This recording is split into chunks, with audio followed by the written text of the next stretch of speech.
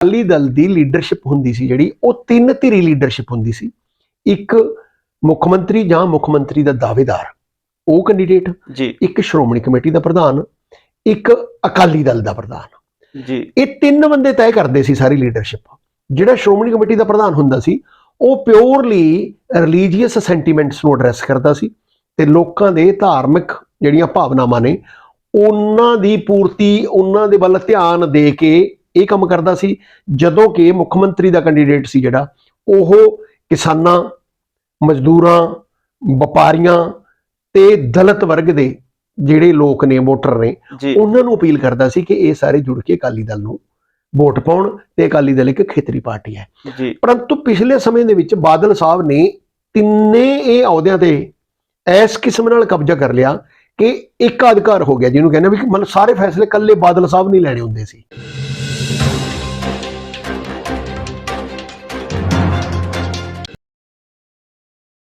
ਸਤਿ ਸ਼੍ਰੀ ਅਕਾਲ ਜੀ, ਤੁਸੀਂ ਦੇਖ ਰਹੇ ਹੋ ਪੰਜਾਬ ਹੈਰੀਟੇਜ ਚੈਨਲ ਤੇ ਮੈਂ ਹਾਂ ਹਰਸ਼ਪਾਲ ਸੰਧੂ। ਅੱਜ ਸਾਡੇ ਨਾਲ ਮੌਜੂਦ ਨੇ ਸਿਆਸੀ ਮਾਹਰ ਡਾਕਟਰ ਰਣ ਸਿੰਘ ਧਾਲੀਵਾਲ। ਸਭ ਤੋਂ ਪਹਿਲਾਂ ਇਹਨਾਂ ਦਾ ਸਵਾਗਤ ਕਰਦੇ ਹਾਂ। ਡਾਕਟਰ ਸਾਹਿਬ, ਬਹੁਤ ਬਹੁਤ ਸਵਾਗਤ ਜੀ। ਮਿਹਰਬਾਨੀ ਜੀ, ਸ਼ੁਕਰੀਆ ਤੁਹਾਡਾ। ਸਾਂਝ ਪਾਉਂਦੇ ਹੋਏ ਸਾਰੇ ਸਰੋਤਿਆਂ ਨੂੰ ਵੀ ਸਤਿ ਸ਼੍ਰੀ ਅਕਾਲ ਜੀ। ਜੀ ਡਾਕਟਰ ਸਾਹਿਬ, ਪ੍ਰਕਾਸ਼ ਸਿੰਘ ਬਾਦਲ ਦੇ ਦੇਹਾਂਤ ਦੇ ਉੱਪਰ ਨਰਿੰਦਰ ਮੋਦੀ ਪ੍ਰਧਾਨ ਮੰਤਰੀ ਜੀ ਦਾ ਆਉਣਾ ਅਤੇ ਉਸ ਤੋਂ ਬਾਅਦ ਬੀਜੇਪੀ ਦੇ ਕੌਮੀ ਪ੍ਰਧਾਨ JP ਨੱਡਾ ਦਾ ਸੰਸਕਾਰ ਤੇ ਪਹੁੰਚਣਾ ਤੇ ਉਸ ਤੋਂ ਬਾਅਦ ਜਿਹੜੀਆਂ ਸੋਸ਼ਲ ਮੀਡੀਆ ਤੇ ਚਰਚਾਵਾਂ ਹੋਣੀਆਂ ਕਿ ਬੀਜੇਪੀ ਤੇ ਸ਼੍ਰੋਮਣੀ ਅਕਾਲੀ ਦਲ ਦੁਬਾਰਾ ਅਲਾਈਅੰਸ ਕਰ ਸਕਦੇ ਨੇ। ਉਸ ਤੋਂ ਬਾਅਦ ਬੀਜੇਪੀ ਦੇ ਆਗੂ ਸੁਰਜੀਤ ਜਾਨੀ ਦਾ ਜਿਹੜਾ ਵੱਡਾ ਬਿਆਨ ਸਾਹਮਣੇ ਆਉਣਾ ਕਿ ਬੀਜੇਪੀ ਨੂੰ ਤੇ ਅਕਾਲੀ ਦਲ ਨੂੰ ਦੁਬਾਰਾ ਜਿਹੜਾ ਹੈ ਉਹ ਗੱਠਜੋੜ ਦੇ ਵਿੱਚ ਆਉਣਾ ਚਾਹੀਦਾ ਹੈ। ਤੇ ਉਸ ਤੋਂ ਬਾਅਦ ਸ਼੍ਰੋਮਣੀ ਅਕਾਲੀ ਦਲ ਦੇ ਜਿਹੜੇ ਆਗੂ ਨੇ ਵਿਰਸਾ ਸਿੰਘ ਵਲਟੋਆ, ਉਹਨਾਂ ਵੱਲੋਂ ਵੀ ਕਿਹਾ ਜਾਣਾ ਕਿ ਸਰਦਾਰ ਪ੍ਰਕਾਸ਼ ਸਿੰਘ ਬਾਦਲ, ਉਹਨਾਂ ਵੱਲੋਂ ਵੀ ਇਹ ਇੱਛਾ ਜ਼ਾਹਿਰ ਕੀਤੀ ਜਾਂਦੀ ਸੀ ਕਿ ਬੀਜੇਪੀ ਤੇ ਸ਼੍ਰੋਮਣੀ ਅਕਾਲੀ ਦਲ ਨੂੰ ਜਿਹੜਾ ਉਹ ਇਕੱਠੇ ਹੋਣਾ ਚਾਹੀਦਾ ਹੈ। ਤੁਸੀਂ ਇਸ ਨੂੰ ਕਿਵੇਂ ਦੇਖਦੇ ਹੋ ਜੀ?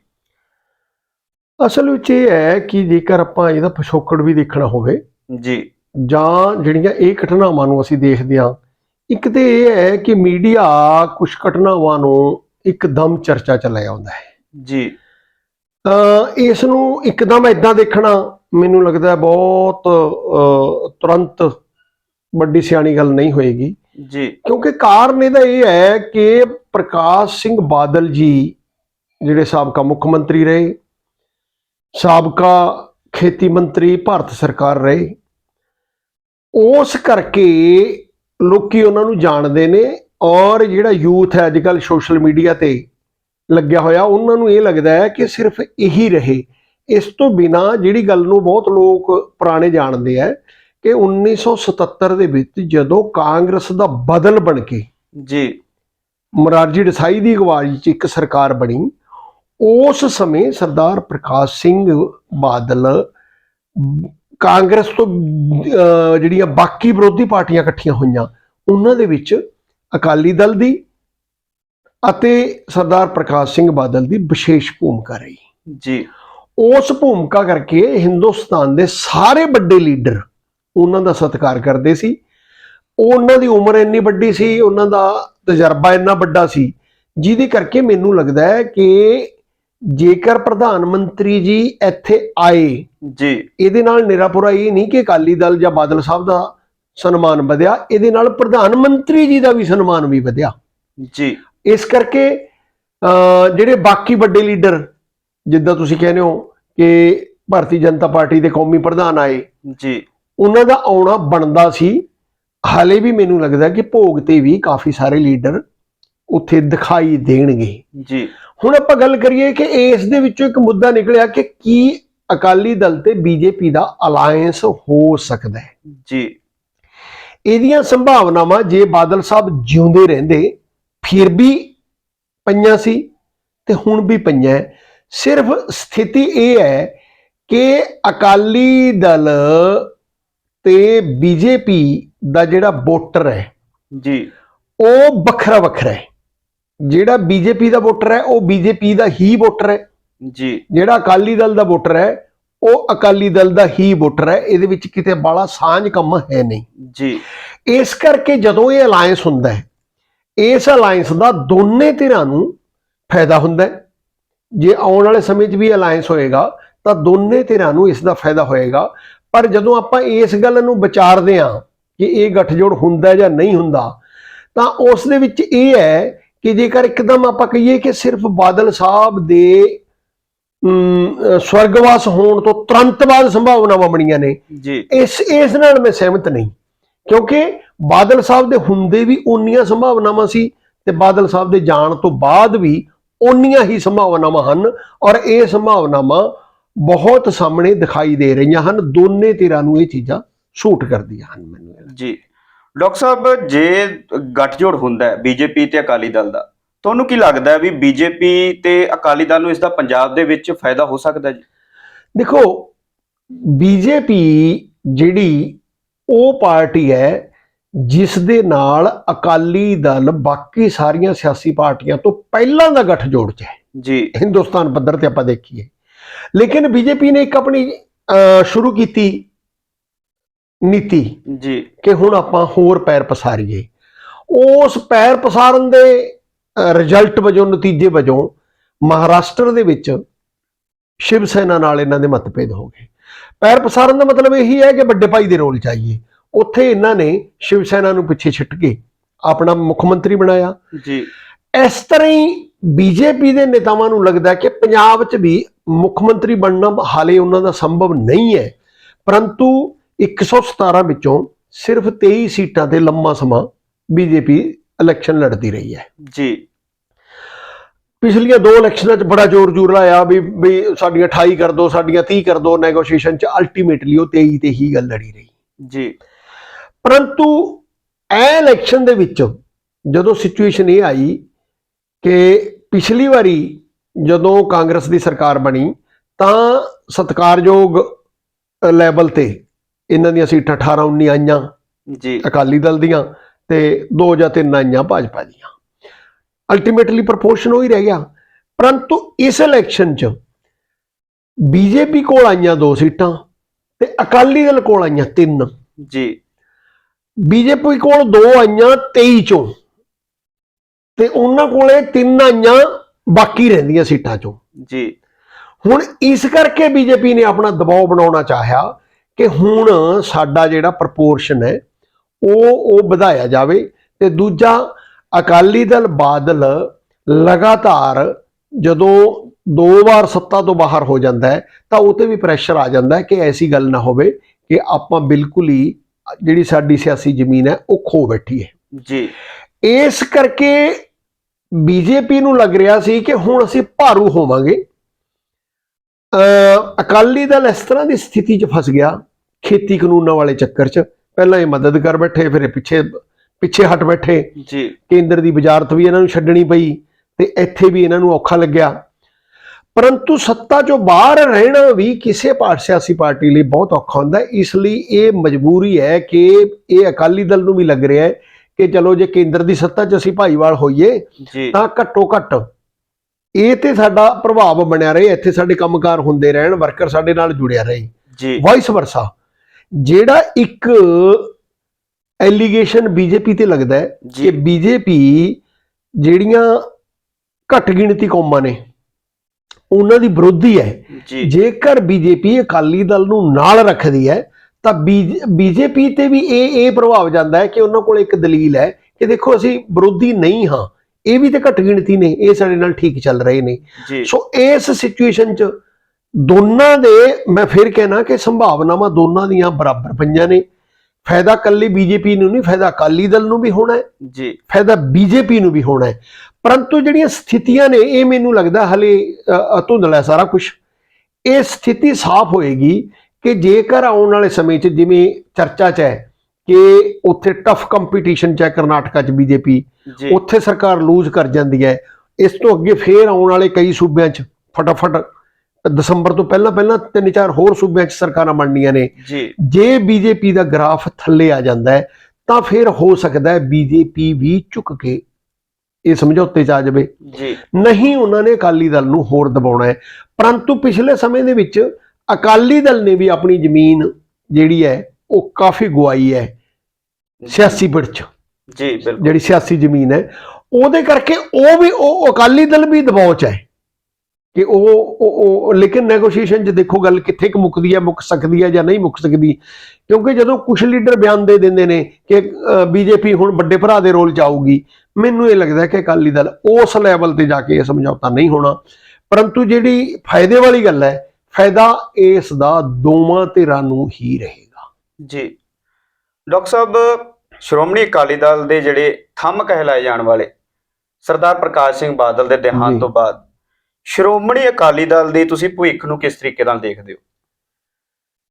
ਦੇਖੋ, ਜਿੱਥੋਂ ਤੱਕ ਸਿਆਸੀ ਭਵਿੱਖ ਦੀ ਗੱਲ ਕਰੀਏ, ਜੇ ਆਪਾਂ ਸਰਕਾਰ ਬਣਾਉਣ ਦੀ ਗੱਲ ਕਰੀਏ ਜੀ, ਤਾਂ ਇੱਕਦਮ ਅਜੇ ਨਹੀਂ ਦਿਖਾਈ ਦਿੰਦਾ। ਉਹ ਫਿਰ ਮੈਂ ਗੱਲ ਕਹਿਣਾ ਕਿ ਆਉਣ ਵਾਲਾ ਸਾਲ ਪਿਆ ਜੀ, ਇਸ ਸਾਲ ਦੇ ਵਿੱਚ ਸਿਆਸੀ ਸਰਗਰਮੀਆਂ ਕਿੱਧਰ ਵੱਧਦੀਆਂ ਨੇ, ਬੀਜੇਪੀ ਦਾ ਗ੍ਰਾਫ ਓਵਰਆਲ ਕੀ ਰਹਿੰਦਾ ਹੈ। ਪਰ ਇੱਕ ਦਿੱਕਤ ਜ਼ਰੂਰ ਹੈ ਕਿ ਜਿਸ ਕਿਸਮ ਨਾਲ ਸ਼੍ਰੋਮਣੀ ਅਕਾਲੀ ਦਲ ਦੀ ਰੋਲ ਹੈ, ਸਪੈਸ਼ਲੀ ਅਕਾਲੀ ਦਲ ਬਾਦਲ ਦਾ, ਜੀ ਇਹ ਸਮੱਸਿਆ ਹੈ ਕਿ ਇਹਨਾਂ ਨੂੰ ਕਾਂਗਰਸ ਨਾਲ ਜਾਣਾ ਔਖਾ ਕੰਮ ਹੈ। ਜੀ, ਸ਼੍ਰੋਮਣੀ ਅਕਾਲੀ ਦਲ ਬਾਦਲ ਨੂੰ ਕਾਂਗਰਸ ਨਾਲ ਕਿਸੇ ਸਮਝੌਤੇ 'ਚ ਜਾਣਾ ਔਖਾ ਕੰਮ ਹੈ। ਤੇ ਅੱਜ ਦੀ ਘੜੀ ਸ਼੍ਰੋਮਣੀ ਅਕਾਲੀ ਦਲ ਦਾ ਸਿਆਸੀ ਗ੍ਰਾਫ ਇੰਨਾ ਥੱਲੇ ਆ ਗਿਆ ਹੈ ਕਿ ਉਹਦੇ ਵਿੱਚ ਇਹ ਵੀ ਔਖਾ ਕੰਮ ਹੈ ਕਿ ਆਪਾਂ ਇਹ ਅੰਦਾਜ਼ੇ ਲਗਾਈਏ ਕਿ ਸ਼੍ਰੋਮਣੀ ਅਕਾਲੀ ਦਲ ਆਪਣੇ ਬਲਬੂਤੇ ਤੇ, ਅਕਾਲੀ ਦਲ ਬਾਦਲ ਤੋਂ ਭਾਵ ਹੈ ਇੱਥੇ ਮੇਰਾ, ਜੀ ਅੱਜ ਦੀ ਘੜੀ ਸ਼੍ਰੋਮਣੀ ਅਕਾਲੀ ਦਲ ਬਾਦਲ ਕਹਾਉਂਦਾ, ਉਹ ਸ਼੍ਰੋਮਣੀ ਅਕਾਲੀ ਦਲ ਬਾਦਲ ਆਪਣੇ ਬਲਬੂਤੇ ਤੇ ਪੰਜਾਬ 'ਚ ਸਰਕਾਰ ਬਣਾ ਸਕਣ ਦੀ ਸਮਰੱਥਾ ਰੱਖਦਾ ਹੋਵੇ, ਅੱਜ ਦੀ ਘੜੀ ਦਿਖਾਈ ਨਹੀਂ ਦਿੰਦਾ। ਆਉਣ ਵਾਲਾ ਸਮਾਂ ਕਰਵਟ ਕਿੱਧਰ ਬੈਠਦਾ ਹੈ, ਕੀ ਨਹੀਂ ਹੁੰਦਾ। ਕਿਉਂਕਿ ਆਮ ਲੋਕਾਂ ਦੇ ਵਿੱਚ ਇਹ ਵੀ ਚਰਚਾ ਹੈ ਕਿ ਸਰਦਾਰ ਪ੍ਰਕਾਸ਼ ਸਿੰਘ ਬਾਦਲ ਦਾ ਜਿਹੜਾ ਸਤਿਕਾਰ, ਮਾਣ ਸਤਿਕਾਰ ਸੀ, ਜਾਂ ਵੋਟਰ ਜਿਸ ਕਿਸਮ ਦੀ ਪਰਸਨੈਲਿਟੀ ਉਹਨੂੰ ਸਮਝਦੇ ਸੀ, ਜੀ ਸ਼ਾਇਦ ਸੁਖਬੀਰ ਬਾਦਲ ਨੂੰ ਉਸ ਤਰ੍ਹਾਂ ਦੀ ਪਰਸਨੈਲਿਟੀ ਨਹੀਂ ਸਮਝਦੇ। ਇਸ ਲਈ ਸਰਦਾਰ ਸੁਖਬੀਰ ਬਾਦਲ ਲਈ ਇਹ ਚੈਲੰਜ ਹੈ ਕਿ ਉਹ ਆਪਣੇ ਆਪ ਨੂੰ, ਆਪਣੀ ਪਰਸਨੈਲਿਟੀ ਨੂੰ ਲੋਕਾਂ ਵਿੱਚ ਕਿਵੇਂ ਲੈ ਕੇ ਜਾਂਦੇ ਹੈ ਤੇ ਕਿਵੇਂ ਉਹਦਾ ਅਕਸ ਹੈ ਉਹ ਡਿਵੈਲਪ ਕਰਦੇ ਹੈ, ਜੀ ਉਹਦਾ ਵਿਕਾਸ ਕਿੱਦਾਂ ਹੁੰਦਾ ਹੈ। ਜੇਕਰ ਉਹਦੇ ਅਕਸ ਨੂੰ ਸ਼੍ਰੋਮਣੀ ਅਕਾਲੀ ਦਲ ਮੰਨ ਲੈਂਦਾ ਹੈ ਜਾਂ ਪਬਲਿਕ ਜਨਤਾ ਮੰਨ ਲੈਂਦੀ ਹੈ, ਫਿਰ ਆਉਣ ਵਾਲੇ ਸਮੇਂ 'ਚ ਕੋਈ ਸੰਭਾਵਨਾ ਹੋ ਸਕਦੀ ਹੈ। ਪਰ ਜੇ ਆਪਾਂ ਅੱਜ ਦੀ ਅਜੋਕੀ ਸਥਿਤੀ ਨੂੰ ਦੇਖੀਏ, ਉਸ ਦੇ ਵਿੱਚ ਮੈਨੂੰ ਨਹੀਂ ਲੱਗਦਾ ਕਿ ਸ਼੍ਰੋਮਣੀ ਅਕਾਲੀ ਦਲ ਦੀ ਸਰਕਾਰ ਬਣਨ ਵਾਲੀ ਜਾਂ ਬੀਜੇਪੀ ਨਾਲ ਰਲ ਕੇ ਸਰਕਾਰ ਬਣਨ ਵਾਲੀ ਜੀ ਕੋਈ ਅਵਸਥਾ ਹੈ।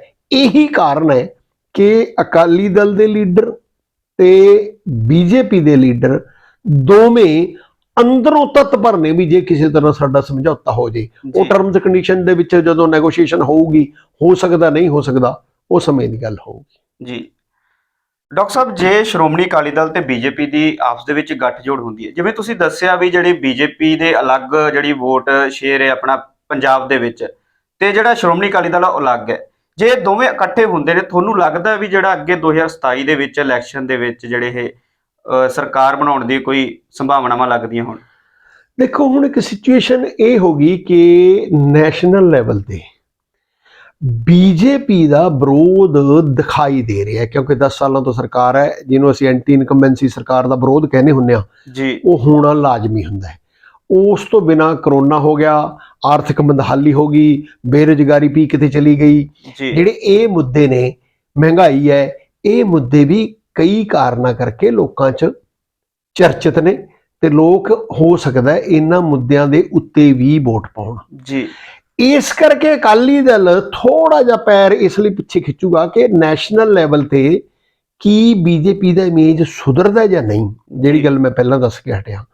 ਸੋ ਇਹ ਜੇਕਰ ਇਮੇਜ ਬੀਜੇਪੀ ਦਾ ਨਹੀਂ ਸੁਧਰਦਾ, ਫਿਰ ਅਕਾਲੀ ਦਲ ਨੂੰ ਫਿਰ ਲੱਗੇਗਾ ਕਿ ਹਾਲ ਦੀ ਘੜੀ ਇੱਕ ਇਲੈਕਸ਼ਨ, ਦੋ ਇਲੈਕਸ਼ਨ, ਜਿਹੜੀ ਪਾਰਲੀਮੈਂਟ ਦੀ ਇਲੈਕਸ਼ਨ ਤੇ ਅਸੈਂਬਲੀ ਇਲੈਕਸ਼ਨ, ਜੀ ਇਹ ਵੱਖਰੇ ਵੱਖਰੇ ਲੜ ਲਈ ਜਾਵੇ।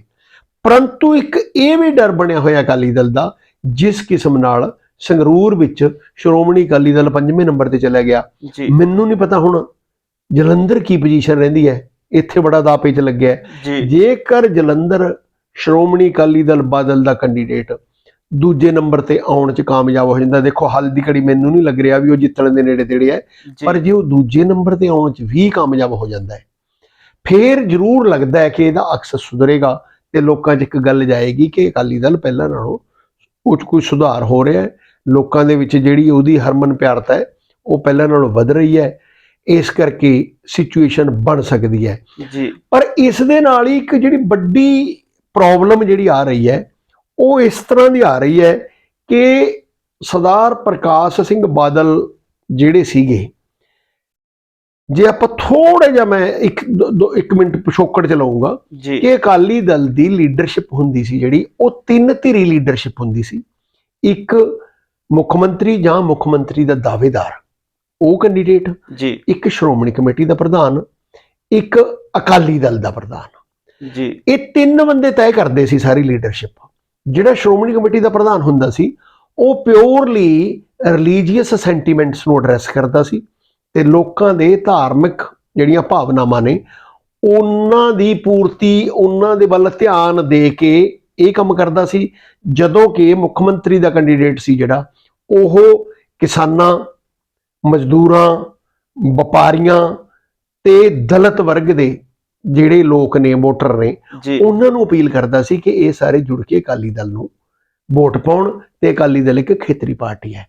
ਪਰੰਤੂ ਪਿਛਲੇ ਸਮੇਂ ਦੇ ਵਿੱਚ ਬਾਦਲ ਸਾਹਿਬ ਨੇ ਤਿੰਨੇ ਇਹ ਅਹੁਦਿਆਂ ਤੇ ਇਸ ਕਿਸਮ ਨਾਲ ਕਬਜ਼ਾ ਕਰ ਲਿਆ ਕਿ ਏਕਾਧਿਕਾਰ ਹੋ ਗਿਆ, ਜਿਹਨੂੰ ਕਹਿੰਦੇ ਵੀ ਮਤਲਬ ਸਾਰੇ ਫੈਸਲੇ ਇਕੱਲੇ ਬਾਦਲ ਸਾਹਿਬ ਨਹੀਂ ਲੈਣੇ ਹੁੰਦੇ ਸੀ। ਕਿਸੇ ਵੀ ਅਕਾਲੀ ਦਲ ਦੇ ਲੀਡਰ ਦਾ ਪਹਿਲਾਂ ਦੇ ਸ਼੍ਰੋਮਣੀ ਕਮੇਟੀ ਦੇ ਪ੍ਰਧਾਨਾਂ ਵਾਂਗੂ ਇਦਾਂ ਦਾ ਇਮੇਜ, ਜਾਂ ਅਕਾਲੀ ਦਲ ਦੇ ਪ੍ਰਧਾਨਾਂ ਵਾਂਗੂ ਇਦਾਂ ਦਾ ਇਮੇਜ ਨਹੀਂ ਰਿਹਾ ਕਿ ਉਹ ਸਿੱਖ ਸਾਈਕੀ ਨੂੰ ਅਪੀਲ ਕਰਦੇ ਹੋਣ, ਜਾਂ ਆਪਾਂ ਦੂਜੇ ਰੂਪ ਚ ਕਹੀਏ ਕਿ ਇਹ ਇੱਕ ਪੰਜਾਬੀ ਪਾਰਟੀ ਬਣ ਗਈ, ਸਿੱਖਾਂ ਦੀ ਪਾਰਟੀ ਨਾ ਹੋ ਕੇ ਇਹ ਪੰਜਾਬੀ ਪਾਰਟੀ ਬਣ ਗਈ। ਤੇ ਨਾ ਤਾਂ ਅਕਾਲੀ ਦਲ ਇਹ ਮੰਨਣ ਨੂੰ ਤਿਆਰ ਹੈ ਵੀ ਇਹ ਪੰਜਾਬੀ ਪਾਰਟੀ ਹੈ, ਮੰਨਦਾ ਹਲੇ ਵੀ ਸਿੱਖਾਂ ਦੀ ਪਾਰਟੀ ਹੈ, ਠੀਕ ਹੈ ਕਿ ਨਹੀਂ। ਨਾ ਹੀ ਬਾਹਰਲੀ ਦਿੱਖ ਹੈ ਜਿਹੜੀ ਉਹ ਇਦਾਂ ਬਣਾ ਰਹੇ ਨੇ ਕਿ ਇਹ ਸਿੱਖਾਂ ਦੀ ਨੁਮਾਇੰਦਾ ਜਮਾਤ ਲੱਗੇ। ਇੱਥੇ ਜਿਹੜਾ ਮਤਭੇਦ ਹੈ ਇਹਦਾ ਕੀ ਹੋ ਸਕਦਾ, ਕਿਵੇਂ ਕਰਨਗੇ, ਇਹ ਆਉਣ ਵਾਲਾ ਸਮਾਂ ਤੈਅ ਕਰੇਗਾ। ਸੋ ਹਾਲ ਦੀ ਘੜੀ ਇਹ ਲੱਗ ਰਿਹਾ ਹੈ ਕਿ ਅਕਾਲੀ ਦਲ ਲਈ ਵੀ ਇਹ ਇੱਕ ਬਹੁਤ ਵੱਡੀ ਚੁਣੌਤੀ ਹੈ। ਸਰਦਾਰ ਪ੍ਰਕਾਸ਼ ਸਿੰਘ ਬਾਦਲ ਬਿਨਾਂ ਸ਼ੱਕ ਤੋਂ ਬਹੁਤ ਵੱਡੇ ਲੀਡਰ ਸੀ, ਉਹਨਾਂ ਦੀ ਹਰਮਨ ਪਿਆਰਤਾ ਲੋਕਾਂ ਦੇ ਵਿੱਚ ਬਹੁਤ ਸੀ, ਪਰੰਤੂ ਉਹਨਾਂ ਦੇ ਸਵਰਗਵਾਸ ਹੋਣ ਤੋਂ ਬਾਅਦ ਇੱਕ ਵੱਡਾ ਵੈਕਿਊਮ ਪੈਦਾ ਹੋ ਗਿਆ। ਇਹੀ ਇੱਕ ਕਾਰਨ ਸੀ ਜਿਹੜਾ ਮੈਂ ਸਮਝਦਾ ਕਿ ਸਰਦਾਰ ਪ੍ਰਕਾਸ਼ ਸਿੰਘ ਬਾਦਲ ਸ਼ਾਇਦ ਇਸ ਕਾਰਨ ਕਰਕੇ ਉਹ ਕਾਮਯਾਬ ਨਹੀਂ ਹੋਏ, ਨਹੀਂ ਉਹ ਸੁਖਬੀਰ ਬਾਦਲ ਨੂੰ ਆਪਣਾ ਉੱਤਰਾਧਿਕਾਰੀ, ਆਪਣੇ ਜਿਉਂਦੇ ਜਿਉਂਦੇ ਮੁੱਖ ਮੰਤਰੀ ਬਣਾ ਦਿੰਦੇ। ਸ਼ਾਇਦ ਉਹਨਾਂ ਨੂੰ ਇਹੀ ਲੱਗ ਰਿਹਾ ਸੀ ਕਿ ਜਿਹੜਾ ਉਹ ਇਮੇਜ ਸੀ ਬਾਦਲ ਸਾਹਿਬ ਦਾ, ਉਹ ਸੁਖਬੀਰ ਬਾਦਲ ਨੇ ਹਾਲੇ ਤੱਕ ਡਿਵੈਲਪ ਨਹੀਂ ਕੀਤਾ, ਇਸ ਲਈ ਉਹਨੂੰ ਸਮਾਂ ਦਿੱਤਾ ਗਿਆ ਕਿ ਉਹ ਡਿਵੈਲਪ ਹੋਵੇ, ਤੇ ਉਹ ਹਾਲੇ ਵੀ ਡਿਵੈਲਪ ਨਹੀਂ ਹੋਇਆ। ਮੈਨੂੰ ਇਹ ਲੱਗਦਾ ਹੈ ਕਿ ਆਉਣ ਵਾਲੇ ਸਮੇਂ ਵਿੱਚ ਉਹ ਵੱਡੀ ਚੁਣੌਤੀ ਹੈ ਉਹਨਾਂ ਲਈ, ਇਹ ਮੈਨੂੰ ਲੱਗ ਰਿਹਾ ਜੀ। ਡਾਕਟਰ ਸਾਹਿਬ, ਜਿਵੇਂ ਤੁਸੀਂ ਦੱਸਿਆ ਵੀ ਜਿਹੜੀ ਸ਼੍ਰੋਮਣੀ ਅਕਾਲੀ ਦਲ ਦੀ ਇਸ ਟਾਈਮ ਸਥਿਤੀ ਹੈ ਉਹ ਜਿਹੜੀ ਬਹੁਤ ਹੀ ਚੰਗੀ ਨਹੀਂ ਹੈ, ਕੀ ਤੁਹਾਨੂੰ ਲੱਗਦਾ ਵੀ ਅੱਗੇ ਜਿਹੜੇ ਆਉਣ ਵਾਲੇ ਸਮਾਂ ਹੈ ਜੀ ਉਸ ਦੇ ਵਿੱਚ ਇਹ ਖੇਤਰੀ ਪਾਰਟੀ ਜਿਹੜੀ ਇੱਕੋ ਇੱਕ ਪੰਜਾਬ ਦੀ ਖੇਤਰੀ ਪਾਰਟੀ ਹੈ ਉਹ ਮੁੜ ਸੁਰਜੀਤ ਹੋ ਸਕਦੀ ਹੈ? ਦੇਖੋ, ਸਰਦਾਰ ਪ੍ਰਕਾਸ਼ ਸਿੰਘ ਬਾਦਲ ਦੇ ਸਵਰਗਵਾਸ ਹੋਣ ਤੋਂ ਬਾਅਦ ਜਿਹੜੇ ਵਿਅਕਤੀ ਸਰਦਾਰ ਪ੍ਰਕਾਸ਼ ਸਿੰਘ ਬਾਦਲ ਦੇ ਹੁੰਦੇ ਸੁਖਬੀਰ ਬਾਦਲ ਦੇ ਵਿਰੋਧੀ ਬਣ ਗਏ, ਹੁਣ ਇਹ ਸੁਖਬੀਰ ਬਾਦਲ ਜੀਆਂ ਲਈ ਚੁਣੌਤੀ ਹੈ ਕਿ ਕੀ ਉਹ ਉਹਨਾਂ ਨੂੰ ਨਾਲ ਜੋੜ ਸਕਦੇ ਆ ਜਾਂ ਨਹੀਂ।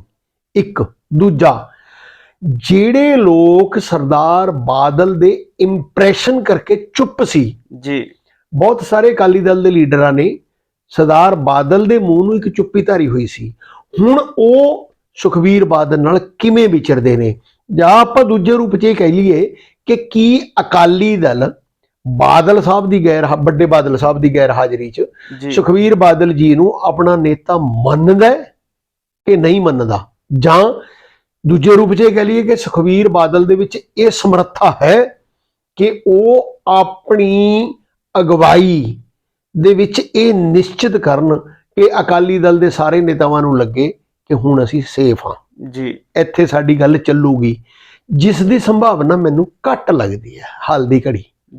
ਇਹ ਆਉਣ ਵਾਲਾ ਸਮਾਂ ਦੱਸੇਗਾ। ਸੋ ਇਸ ਕਰਕੇ ਇਹ ਇੱਕ ਮੇਨ ਕਾਰਨ ਹੈ ਕਿ ਜੇਕਰ ਅਕਾਲੀ ਦਲ ਸੁਰਜੀਤ ਤਾਂ ਹੋਏਗਾ ਜ਼ਰੂਰ, ਪਰ ਕੀ ਉਹ ਬਾਦਲ ਅਕਾਲੀ ਦਲ ਦੇ ਰੂਪ 'ਚ ਹੋਏਗਾ, ਜਾਂ ਜਿਹੜੇ ਵਿਖਰੇ ਹੋਏ ਅਕਾਲੀ ਦਲ ਦੇ ਨੇਤਾ ਨੇ ਉਹ ਕਿਸੇ ਹੋਰ ਰੂਪ 'ਚ ਇਕੱਠੇ ਹੋ ਗਏ, ਕੋਈ ਹੋਰ ਅਕਾਲੀ ਦਲ, ਸੰਯੁਕਤ ਅਕਾਲੀ ਦਲ ਜਾਂ ਮਹਾਨ ਅਕਾਲੀ ਦਲ ਜਾਂ ਵੱਡਾ ਸ਼੍ਰੋਮਣੀ ਅਕਾਲੀ ਦਲ, ਜਾਂ ਇਹਦਾ ਨਾਂ ਕੀ ਹੋਏਗਾ। ਮਤਲਬ ਇੱਥੇ ਉਸ ਤਰ੍ਹਾਂ ਦੀ ਕਿਸੇ ਖੇਤਰੀ ਪਾਰਟੀ ਦੀ ਲੋੜ ਹੈ, ਉਹ ਜ਼ਰੂਰਤ ਵੀ ਹੈ ਤੇ ਉਹ ਬਣੇਗੀ ਵੀ, ਚਾਹੇ ਉਹ ਪੰਜਾਬੀ ਪਾਰਟੀ ਬਣੇ, ਚਾਹੇ ਉਹ ਕਿਸਾਨ ਪਾਰਟੀ ਬਣੇ, ਜੋ ਮਰਜ਼ੀ ਹੋਵੇ, ਜਿਹੜੀ ਪੰਜਾਬ ਦੇ ਕਿਸਾਨਾਂ ਨੂੰ ਤੇ ਪੰਜਾਬ ਦੇ ਸਿੱਖਾਂ ਨੂੰ ਪ੍ਰਤੀਨਿਧ ਪ੍ਰਤੀਨਿਧਤਾ ਦਿੰਦੀ ਹੋਵੇ ਤੇ ਉਹਦੇ ਵਿੱਚ ਇਹਨਾਂ ਦੀਆਂ ਸਮੱਸਿਆਵਾਂ ਦੀ ਗੱਲ ਕਰੇ, ਇਹੀ ਜੀ ਕੋਈ ਪਾਰਟੀ ਹੋਏਗੀ। ਪਰ ਅੱਜ ਇਹ ਕਹਿਣਾ ਇੱਕਦਮ ਬਹੁਤ ਔਖਾ ਹੈ ਕਿ ਉਹ ਅਕਾਲੀ ਦਲ ਦਾ ਸਰੂਪ ਕੀ ਹੋਏਗਾ ਜੀ। ਇਹ ਇੰਨਾ ਸੌਖਾ ਸਵਾਲ ਨਹੀਂ ਹੈ ਜੀ। ਸੋ ਦਰਸ਼ਕੋ, ਇਹ ਸਨ ਸਾਡੇ ਨਾਲ ਡਾਕਟਰ ਰਣ ਸਿੰਘ ਧਾਲੀਵਾਲ, ਜਿਨ੍ਹਾਂ ਨਾਲ ਅਸੀਂ ਗੱਲਬਾਤ ਕੀਤੀ ਕਿ ਕੀ ਬੀਜੇਪੀ ਤੇ ਸ਼੍ਰੋਮਣੀ ਅਕਾਲੀ ਦਲ ਦਾ ਜਿਹੜਾ ਗੱਠਜੋੜ ਹੋ ਸਕਦਾ ਹੈ, ਜੇ ਹੋ ਸਕਦਾ ਤਾਂ ਉਸ ਦੀਆਂ ਕੀ ਭਵਿੱਖ ਦੇ ਵਿੱਚ ਜਿਹੜੀਆਂ ਨੇ ਸੰਭਾਵਨਾਵਾਂ ਹੋਣਗੀਆਂ। ਸੋ ਡਾਕਟਰ ਸਾਹਿਬ, ਬਹੁਤ ਬਹੁਤ ਧੰਨਵਾਦ ਜੀ। ਮਿਹਰਬਾਨੀ ਜੀ, ਬਹੁਤ ਸ਼ੁਕਰੀਆ ਤੁਹਾਡਾ।